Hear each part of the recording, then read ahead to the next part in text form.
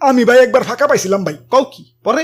পরে নাপিতে কইলো কেবল মাত্র দোকান খুললাম, একটু জিরাইবার দাও। আমি ১.৫ মিনিট ঘুরে আসার পর দেখি ৩-৪ জনের সিরিয়াল পেরে গেছে। নাপিতের দোকানে সিরিয়াল দিয়ে চুল কাটান লাগবো, এটা বাধ্যতামূলক। তো যুগ যুগ সিরিয়াল ধরার পর যখন নিজের সিরিয়াল আহে, ঈদ তো আমার তখনই লেগে যায়।